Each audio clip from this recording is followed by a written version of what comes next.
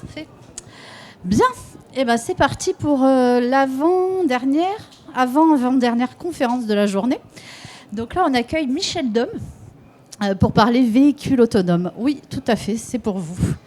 Donc Michel Dom, vous êtes directeur de recherche CNRS à l'Institut Pascal et également directeur du LabEx Immobest 3. Vous nous expliquerez après ce que signifie un LabEx. Donc dans ce lab, les scientifiques travaillent sur la mise au point de systèmes d'aide à la conduite. Donc déjà, on n'est pas sur les mêmes mots, vous allez nous expliquer aussi.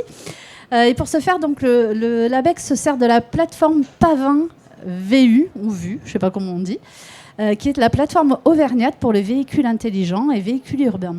La plateforme Pavin, c'est un modèle de mini-ville qui est donc installé au CESO, sur laquelle on trouve tout ce qui peut composer un environnement urbain. Et qui vous permet en fait de faire circuler en test cette navette autonome qu'on voit circuler depuis ce matin sur les bords de la place de Jaude. Donc, on va commencer par comprendre les mots. Qu'est-ce que c'est simplement un LabEx ? Alors, le LabEx signifie laboratoire d'excellence. En fin de compte, c'est un gros projet collaboratif qui a pris place dans les investissements d'avenir. Donc, il y a eu un appel à projet lancé par le gouvernement et l'idée, c'est de trouver donc, sur un site dédié plusieurs laboratoires voulant travailler sur un même sujet. Donc, à Clermont-Ferrand, on a voulu mettre en exergue la mobilité innovante et donc on a 9 laboratoires clermontois travaillant ensemble sur la notion de mobilité. Alors, les cibles que l'on a, on a mobilité pour les transports, déplacer du public, mais également le monde de l'agriculture, puisqu'on peut avoir maintenant des tracteurs électriques autonomes, et également viser le monde de l'usine de demain, l'usine du futur. C'est quelque chose qui est en pleine effervescence tout de suite, et l'arrivée massive du numérique dans le monde de l'usine bouleverse les habitudes, et donc c'est ces créneaux-là que l'on a choisis. Et donc ce LabEx, c'est un label, et donc avec des financements d'État, qui sont relativement conséquents et qui nous ont permis d'ailleurs d'avoir un effet levier relativement important, a été lancé en 2011 pour une période de 10 ans et vient d'être renouvelé pour 5 ans. Donc jusqu'en 2024, les chercheurs de ces 9 laboratoires clermontois vont travailler en concert, ensemble, sur ces thématiques-là. D'accord, le fait que ce soit renouvelé pour 5 nouvelles années, c'est plutôt un gage de reconnaissance de la qualité des 10 précédentes ? Alors tout à fait, parce qu'en plus, l'attribution de ces labels a été faite par un jury international qui a été composé de personnes renommées dans les domaines américains, européens, et finalement, c'était un regard extérieur qui a validé donc la richesse des thèmes, des activités scientifiques tournant donc sur ce sujet à Clermont-Ferrand. Donc c'est une reconnaissance. Très bien, donc félicitations. On va essayer de comprendre en fait de quoi on parle, puisque je vous le disais, l'an dernier, j'avais assisté à une conférence d'un des chercheurs qui travaille plutôt sur la partie intelligence artificielle. Et finalement, j'en avais conclu que ce qu'on appelle la voiture autonome, ce qu'on a en tête en tant que citoyen moyen quand on parle de voiture autonome, c'était pas tout à fait pour demain. Et là, vous m'aviez expliqué avec beaucoup de pédagogie sous ce terme-là, on désigne beaucoup de réalités. Donc, est-ce que vous voulez bien partager à nouveau ? Oui, alors, et d'ailleurs peut-être pour rebondir sur un terme qui a déjà été utilisé, les aides à la conduite. L'autonomie, c'est quelque chose qui est finalement un point d'orgue pour beaucoup d'acteurs, de partenaires industriels. On a les constructeurs automobiles, mais on a également les GAFA, Google, Apple, qui se mettent sur ces créneaux-là.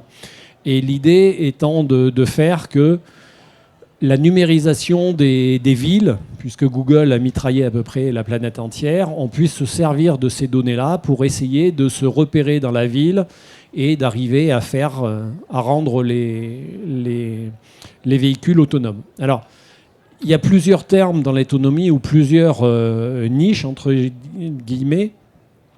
Il y a effectivement l'automatisation ou l'autonomisation des véhicules personnels, donc véhicules grand public que vous pourriez acheter, vous, moi, ou autrement des véhicules qui sont un peu plus dédiés.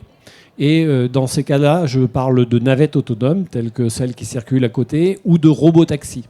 Et là, on est sur des modes de conduite ou de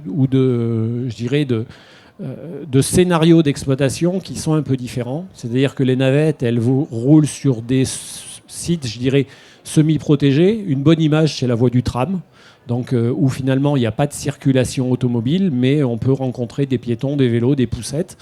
Et les robotaxis, ils sont plutôt dédiés aussi au centre-ville et donc à des vitesses relativement plus faibles. Quand on bascule sur le véhicule personnel automatisé, on est sur des véhicules qui peuvent circuler sur des autoroutes ou, par exemple, passer sur la place de l'Étoile à 18h. Et on voit que le contexte est complètement différent. Et peut-être que l'avènement de ces différents véhicules autonomes qui ne visent pas les mêmes cibles vont peut-être être différents en termes d'arrivée sur le marché. D'accord, celui qui arrivera le dernier sur le marché, a priori, c'est le véhicule capable de traverser la place de l'Étoile. Exactement. D'accord. Parce que si on parle, si on parle d'autonomie complète d'un véhicule, si je donne une image, c'est vous êtes au travail, votre voiture est sur le parking et vous apercevez que vous êtes en retard. Vous pouvez envoyer votre véhicule chercher votre enfant à l'école. Celui-ci, alors ça serait vraiment l'autonomie, puisqu'on les classe, il y a une échelle d'autonomie, c'est le niveau 5, le niveau ultime. Je pense que ce n'est pas pour demain. Et alors peut-être en quelques mots, je ne sais pas si c'est possible, vous pouvez nous expliquer pourquoi ce n'est pas possible demain, enfin, qu'est-ce que ça mobilise comme technologie Tout à fait. Alors, un véhicule autonome, ça a besoin de 3 fonctionnalités. La première fonctionnalité, c'est savoir où il se trouve. Donc il faut calculer une localisation. Alors pour ça, on peut utiliser des GPS précis, un peu plus précis que ceux qu'on a dans notre téléphone. On appelle ça des GPS différentiels. Donc globalement, dans un espace relativement ouvert, c'est quelque chose qui fonctionne bien. Par exemple, les engins agricoles, tout de suite, sont guidés par des GPS différentiels. Après, on a une fonction qui concerne plutôt les automaticiens de suivre une trajectoire. Donc ça, il faut savoir commander des angles volants, accélérer, freiner. Donc je dirais que ces 2 briques, localisation, commande, elles sont à peu près dominées et on a, je dirais, les bons capteurs, les bons actionneurs. La dernière difficulté, c'est l'interprétation de l'environnement. Et donc c'est utiliser des capteurs, généralement des caméras vidéo, des télémètres laser, des radars, pour interpréter l'environnement, c'est-à-dire reconnaître des piétons, reconnaître des vélos, reconnaître des poussettes et remonter, parce que c'est nécessaire, à la trajectoire de ces mobiles pour savoir si ça va impacter la trajectoire du véhicule. Alors on comprend bien que lorsque je parle de navettes sur des zones semi-protégées, type voie de tram, c'est beaucoup plus facile que si on se plonge dans la place de l'Étoile à 18h. Donc c'est pour ça qu'on va tendre vers des véhicules mobiles à vocation très dédiée, navettes, robotaxis, avant d'avoir les véritables véhicules personnels automatisés. Très bien, merci beaucoup. Et donc celle qui circule là, elle se situe comment, enfin, aujourd'hui en termes justement d'environnement, de fonctionnalité, et c'est quoi ces prochaines étapes en fait, vers quoi vous voudriez l'amener? Alors, il peut y avoir 2 réponses à cette question. La navette qui circule là, c'est une navette expérimentale. Elle appartient à l'Institut Pascal. Elle a été achetée dans le cadre du LabEx Immobest 3. On teste dessus finalement des technologies qui vont permettre d'améliorer les choses. Alors par exemple, je parlais de l'interprétation de l'environnement. On a des réseaux de neurones qui tournent, qui permettent de reconnaître les piétons, les vélos, les poussettes, ce que n'ont pas tout de suite les navettistes, puisque finalement la région Auvergne-Rhône-Alpes est relativement bien représentée, puisque les 2 navettistes les plus aboutis au monde tout de suite, c'est Ligier qui a une marque qui s'appelle EasyMile pour commercialiser des navettes, et Navia. Alors Ligier, bien entendu, à Vichy, et Navia qui est lyonnaise. Et donc ces deux entités-là ont une chaîne de production, produisent des véhicules. Il doit y en avoir à peu près de chaque côté 200 qui ont été produites. Donc il y a 400 navettes qui circulent quelque part dans le monde. Mais la technologie, je dirais, n'est pas aussi aboutie que celle qui circule ici, parce que celle qui circule ici utilise les dernières avancées scientifiques, ce que n'ont pas les navettistes. Alors bien entendu, le passage d'un laboratoire à un produit industriel, généralement ça prend 10 ans. Donc en gros, les fonctionnalités qu'on a sur le véhicule de labo, on les retrouvera chez Ligier ou Navia dans quelques années. Donc voilà Mais donc, pour répondre plus précisément à cette question, la navette ici, c'est très bien se localiser. Elle utilise des caméras vidéo. Le contrôle-commande, c'est quelque chose qui est relativement bien dominé. Et le volet le plus important sur lequel on focalise des travaux de recherche, il y a plusieurs thésards travaillant sur le sujet, c'est effectivement l'utilisation de réseaux de neurones, de deep learning, l'apprentissage profond, pour comprendre l'environnement. D'accord, c'est ça. L'enjeu, c'est d'arriver à identifier quel est l'objet qui se présente dans la trajectoire de la navette et d'identifier sa trajectoire pour pouvoir imaginer et éviter une rencontre. C'est exactement ça. C'est, entre guillemets, il faut qu'avec les capteurs qui sont sur le véhicule, on arrive à interroger l'avenir. C'est prévoir qu'est-ce qui va se passer quelques secondes avant. Et donc, par exemple, revenir précisément sur des travaux de recherche menés actuellement au laboratoire, on travaille sur l'évitement d'obstacles dynamiques. Donc, mettons que vous suivez... Enfin, c'est exactement comme lorsque vous doublez un véhicule avec votre propre véhicule. Donc, il faut lire l'avenir pour savoir si on a le temps de déboîter, d'accélérer et de doubler le véhicule. Donc, c'est vraiment des choses qui, pour l'instant... L'homme le fait avec une très grande facilité. Apprendre ça à un ordinateur, ça relève encore de front de la connaissance et donc on a une activité scientifique à mener. D'accord. Et peut-être est-ce que vous pouvez aussi nous dire un mot sur la plateforme Pavin Vue et le rôle qu'elle a là-dedans. La plateforme Pavin, alors le terme Pavin, il est multiple entre plateforme auvergnate pour les véhicules intelligents. Il y a plusieurs volets. Donc VU, c'est véhicule urbain. Donc c'est une mini-ville qui est sur le campus des CESO où on a des ronds-points, des feux tricolores, des passages piétons. Et ça nous permet de faire circuler notre navette et la mettre dans des situations un peu compliquées et voir comment elle réagit. Donc c'est vraiment notre lieu d'expérimentation en toute sécurité. Et j'en profite juste pour dire que Pavin a également deux autres volets. Il y a un Pavin milieu naturel qui se retrouve dans l'Allier à Montoldre, qui est une propriété de INRAE. Donc c'est une exploitation agricole de 70 hectares. Et là, on travaille sur la mobilité des engins agricoles, donc tracteurs, moissonneuses-batteuses ou des choses comme ça. Et la techno qui peut nous servir sur une navette peut très bien se transposer sur ce type de véhicule. Et il y a deux autres volets à Pavin, je fais vite. Il y a Pavin brouillard et pluie. Alors c'est pas connu. C'est sur Clermont-Ferrand, c'est une plateforme qui appartient au CEREMA. Alors le CEREMA, c'est un institut national travaillant sur la sécurité routière. Et Pavin brouillard et pluie, c'est une plateforme qui permet de générer artificiellement n'importe quel type de brouillard ou n'importe quel type d'intensité de pluie. Et donc ça permet de mettre un véhicule autonome dans cette situation de météo dégradée et voir comment il se comporte. Et donc on a cet équipement à Clermont-Ferrand. Il est unique en Europe, donc on en profite. Et puis un dernier volet, c'est Pavin solaire, où on essaye de boucler la boucle, entre guillemets, avec la réalisation d'un photobioréacteur, où on a finalement je dirais un espace clos avec des microalgues. Et ces microalgues sont éclairées par le soleil et se transforment en hydrogène. Donc c'est la production propre d'hydrogène vert. Alors pour l'instant, c'est très très amont. On est loin d'avoir une production industrielle, mais c'est quelque chose qui est biogénératif. Donc entre guillemets, une fois qu'on a mis des levures, des algues, des micro-algues, elles vont se régénérer elles-mêmes et produire de l'hydrogène. Donc c'est quelque chose qui est relativement, je dirais, intéressant sur le plan, je dirais, environnemental. Par contre, on en est à ce moment-là à des volumes qui font à peu près 10 litres et il faudrait passer à des milliers de litres pour avoir une véritable production d'hydrogène pour faire déplacer par exemple un véhicule avec une pile à combustible telle qu'on a ici.